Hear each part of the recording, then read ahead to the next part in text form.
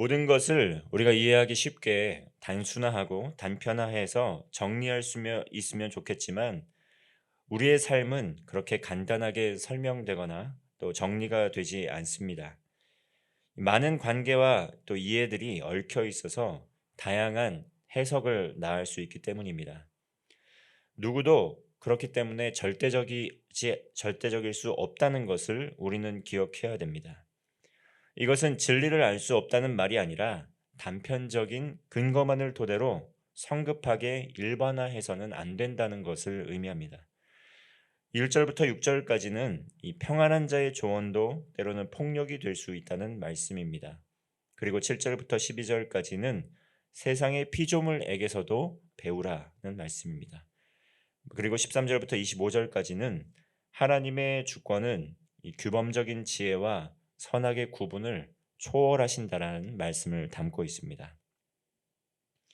욥의 친구들이 욥을 방문한 목적은 무엇이었습니까? 욥기 2장 11절의 말씀을 보면 욥의 친구들이 욥을 방문한 그런 목적, 그것은 욥에게 재앙이 닥쳤다라는 말을 전해 듣고 또 욥을 각 지역에서 욥을 위하여 위문하고 위로하려고 서로 약속하고 찾아왔다고 말씀하고 있습니다. 이들의 방문 목적은 바로 위문하고 위로하는 것이었습니다. 친구가 어려움을 당했을 때 친구의 고통을 외면하지 않고 위문을 오는 것, 위문을 가는 것 정말 감사하고 기쁜 일입니다. 우정에서 비롯된 일입니다. 그런데 욥의 친구들은 욥의 모습을 계속 지켜보면서 답답한 마음이 들기 시작했다는 것입니다. 물론 욥의 친구들이 아주 짧은 시간만 지켜봤던 것은 아니고 욥을 계속 지켜보면서 그들에게도 답답함이 끌어오를 만한 그러한 시간이 있었습니다. 그러면서 이 친구들은 모든 재앙의 시작이 바로 욥이 현재 보여주고 있는 불평, 원망, 그리고 때로는 생을 저주했던 그 욥의 죄악 때문이라고 생각하기 시작했습니다.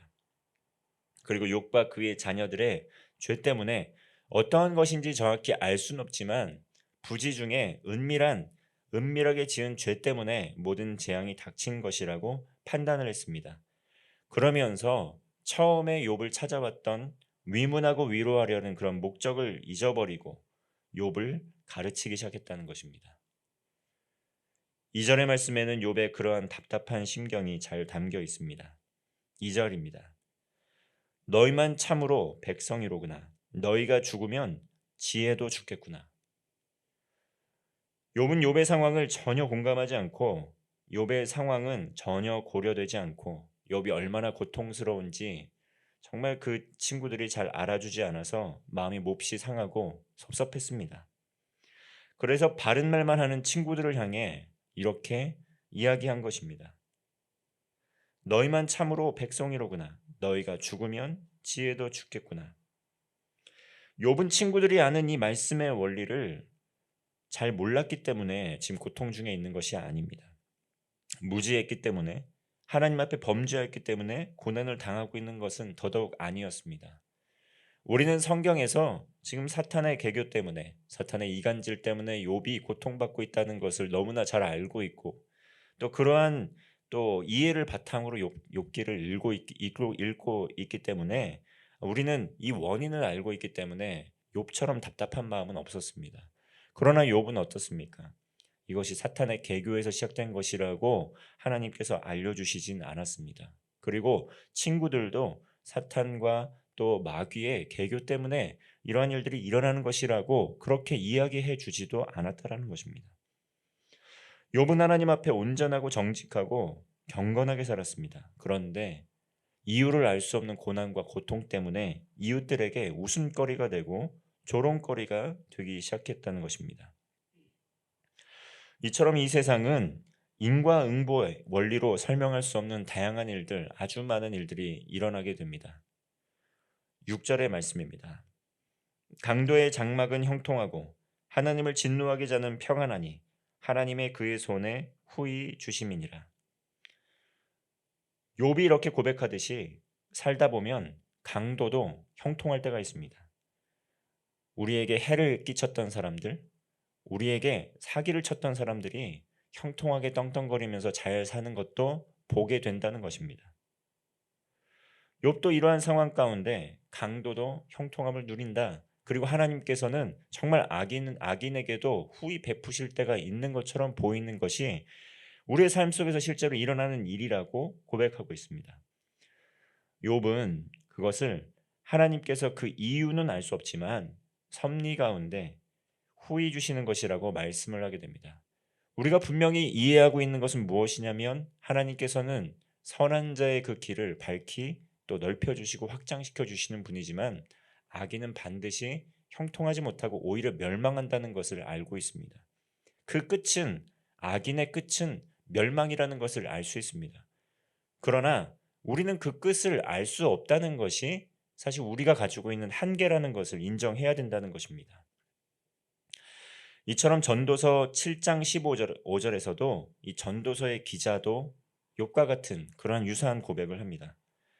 내 허무한 날을 사는 동안 내가 그 모든 일을 살펴보았더니 자기의 의로움에도 불구하고 멸망하는 의인이 있고 자기의 악행에도 불구하고 장수하는 악인이 있으니 우리가 살아가는 이 짧은 기간 동안에는 어, 정말 의로움에도 고난을 당하는 사람이 있구나.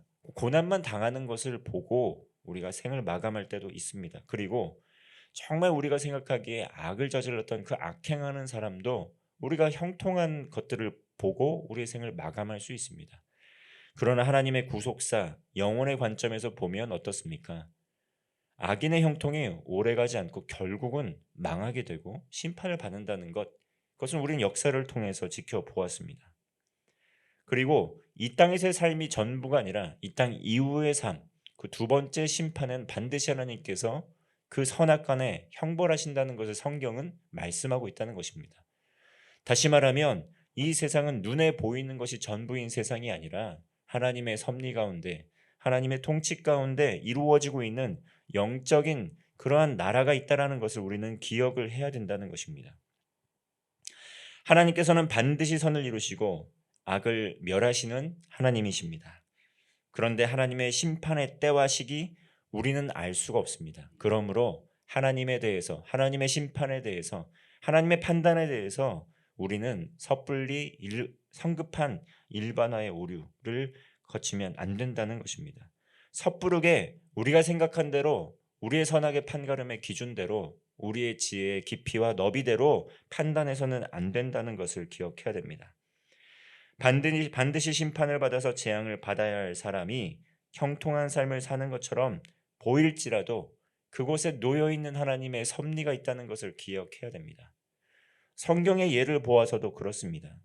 여러분, 우리가 예수님을 믿는 사람들이었더라면 만일 거듭나기 이전에 사도 사울이 우리의 가장 사랑하는 그런 믿음의 형제를 돌로 쳐 죽이는데 앞장서는 인물이었는데 우리가 어찌 사도 바울을 위해서, 그의 구원을 위해서, 그를 위해서 기도할 수 있겠습니까?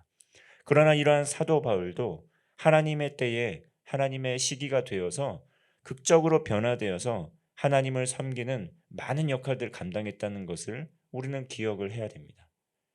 하나님께서 악인의 형통을 좌시하는 것, 그것은 어떤 뜻이 있기에, 어떤 계획이 있기에 우리는 알 수 없지만 하나님의 섭리 가운데, 하나님의 구원 계획 가운데 이루어지는 것이 있을 수도 있다는 그러한 여지를 가지고 우리는 믿음의 길을 걸어가야 하는 것입니다. 그러므로 이러한 현실의 모순 때문에 마음이 힘들 때도 있지만 그것 때문에 하나님을 부정하는 자리로 가서는 안 될 것입니다. 우리가 다 알 수는 없지만, 하나님의 일하심을 다 이해할 수는 없지만 하나님의 섭리를 믿고 기다려야 한다는 것입니다. 10절의 말씀입니다. 모든 생물의 생명과 모든 사람의 육신의 목숨이 다 그의 손에 있느니라. 욥은 줄곧 계속해서 고백하는 것이 무엇이냐면 모든 생물, 이 세상의 모든 육신의 목숨, 그리고 이 세상의 모든 권력 다 하나님의 손에 있다는 하나님의 주권을 인정하는 하나님의 사람이었습니다. 하나님께서는 생사화복의 주권자이십니다. 그리고 하나님께서는 창조주이시고 모든 피조물은 하나님의 다스림 가운데 순종하는 피조물에 불과합니다. 하나님께서 모든 일을 아시고 모든 일을 이루어 가시는 지혜와 섭리의 주권자, 역사의 주권자 하나님이시라는 것입니다. 13절의 말씀입니다. 지혜와 권능이 하나님께 있고 계략과 명철도 그에게 속하였나니. 앞서 지혜로 대표되는 그 노인도 하나님의 지혜를 넘어설 수 없다, 이렇게 고백하고 있습니다. 그러므로 그 지혜도 하나님께 속한 것이라고 고백하고 있습니다. 그리고 모든 창조 세계, 모든 피조 세계, 하나님께서 지으신 세계라는 것 욥도 고백하였고, 하나님께서 그 창조 세계 피조물의 주권자가 되시고 지혜의 주인이심을 알 수 있습니다. 그러므로 우리는 하나님 앞에 겸손해야 된다는 것입니다. 우리의 지식, 우리의 지혜, 그러한 깊이와 너비로 하나님을 판단할 수 없다는 것을 늘 기억해야 된다는 것입니다. 하나님께서 허물으시면 사람이 그것을 다시 세울 수 없습니다. 가뭄도 홍수도 이 세상의 권력자들도 왕도 세상의 권세자들도 통치자들도 하나님의 권능과 지혜를 뛰어넘을 수 있는 것은 없습니다. 하나님께서는 창조주이시고 이 세상의 것은 피조물입니다. 이러한 것에 대한 구분이 반드시 있다는 것을 우리는 기억해야 됩니다. 예측할 수 없는 하나님의 지혜, 우리의 예상을 늘 뛰어넘는다는 것을 기억해야 됩니다. 우리가 생각하고 있는, 우리가 믿고 있는 선과 악의 기준도 하나님께 속해 있다는 것을 기억해야 됩니다.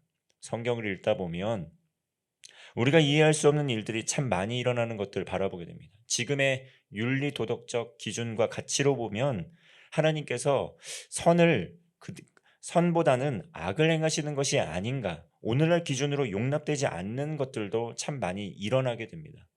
그러나 그러한 것들을 현재 우리의 관점으로, 우리의 지혜로 속단하지 말아야 된다는 것, 오늘 본문의 말씀은 이야기하고 있는 것입니다. 절대적인 선과 악의 기준은 어디에서 나오는 것입니까? 우리 윤리도덕적 판단에서 나오는 것이 아니라 하나님의 의지 가운데, 하나님의 지혜 가운데 나온다는 것을 우리는 기억해야 된다는 것입니다. 선악의 기준을 정하시는 분, 그것은 바로 우리의 지혜와 지식의 한계를 뛰어넘으시는 초월자이신 하나님이시라는 것을 우리는 기억해야 된다는 것입니다. 우리의 상식만으로 이해할 수 없는 일들이 주변에서 참 많이 일어나고 있습니다. 공평하지 않고 정의롭지 않은 것 같은 일들도 세상에서 현재 오늘날 숱하게 일어나고 있습니다. 심지어 우리 주변에서 아주 가까운 곳에서 목격을 하기도 합니다. 용납하기 어려운 일도 세상에서 일어나고 있습니다.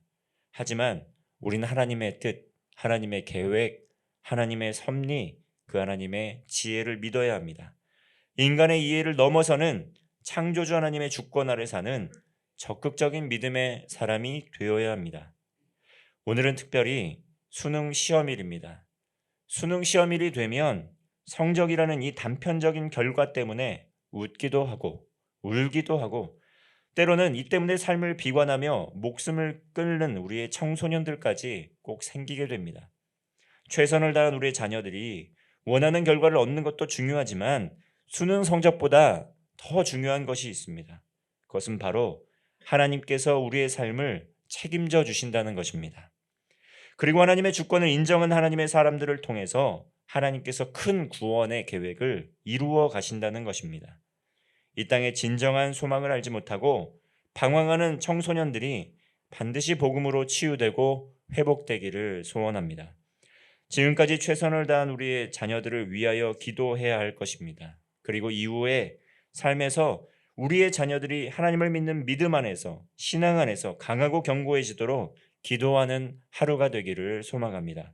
보냄받은 자리에서 늘 하나님과 동행하며 하나님의 말씀을 통해 주어진 사명을 믿음으로 잘 감당하고 하나님 나라를 이루어가는 믿음의 자녀가 되도록 함께 기도하는 성도 되시기를 바랍니다. 기도하겠습니다.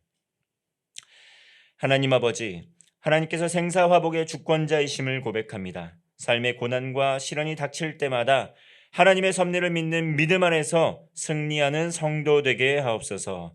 육신의 아픔 때문에 고난 중에 있는 성도들을 기억하여 주옵소서. 가정의 갈등 때문에 위기 속에 있는 가정을 불쌍히 여겨 주시옵소서. 특별히 오늘 수능 시험을 보는 우리 믿음의 자녀들을 평강으로 지켜주시고 이동간의 안전을 지켜주시옵소서. 굳건한 믿음을 허락하여 주셔서 앞으로의 삶 속에서도 하나님을 경외하는 지혜의 사람, 큰 일꾼이 되어서 풍성한 복음의 열매 맺게 하옵소서. 예수 그리스도의 이름으로 기도하옵나이다. 아멘.